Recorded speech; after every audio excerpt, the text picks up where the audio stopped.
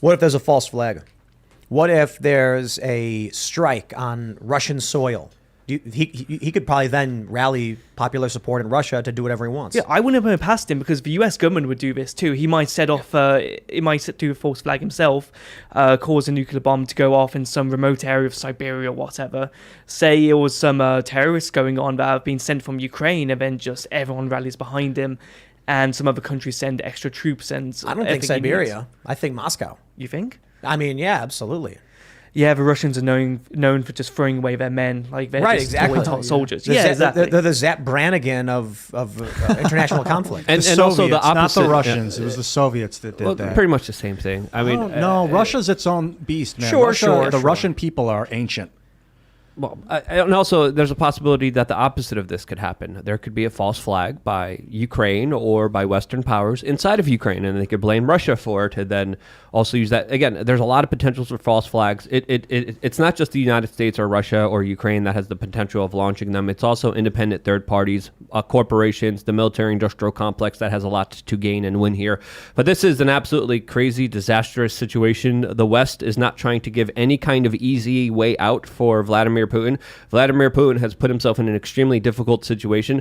There's a lot of people being negatively affected by this inside of Ukraine right now. Their energy infrastructure has been targeted. They're facing a dark winter to the point where they're telling their refugees not to come back to the country because they won't know if they're going to have enough energy to heat the country. So this is a major problem. This is a humanitarian crisis. This is something that we need to deal with, that we need to de-escalate and come to a table where we could negotiate a peace deal. But the exact opposite of that is happening, and they're calling for more escalations, more war, more military contracts, which I think is absolutely stupid. I want to... Oh, what were you going to say, Miles? Oh, yeah. Well, thank you. We've got to realize why the war actually begun, and it's because Russia fears that NATO is moving closer, and the corridor, the actual length of Europe, is opening up for them, so they can't defend their border soon easier because it's so wide. If they move further down, it's narrower, and they can easily defend that area, especially with the geographical boundaries. So if they did drop tactical nukes in a straight line down, they could claim part of Ukraine, but it also means NATO can't move in even further. And no army is going to send their people through a nuclear wasteland, right? They just straight up die from nuclear radiation poisoning and so on. So it could be the only way he secures the borders and the security of Russia in general against NATO. Man. I mean, a radioactive wall.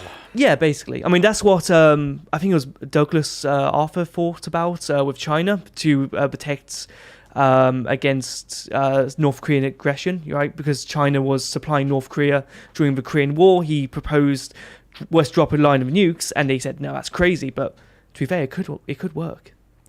It could That's work. Scary that it could work to stop humans from walking, maybe. But I don't know. It would just be insanity. Yeah. And you got the Russians working with the French on building a fusion reactor right now. That's so weird. They said that they want to avoid at all costs the nuclear war. I think the actual... What's the quote? Russia is strictly and consistently guided by the tenet that a nuclear war cannot be won and must never be fought. This is the Russian Foreign Ministry, according to NBC News.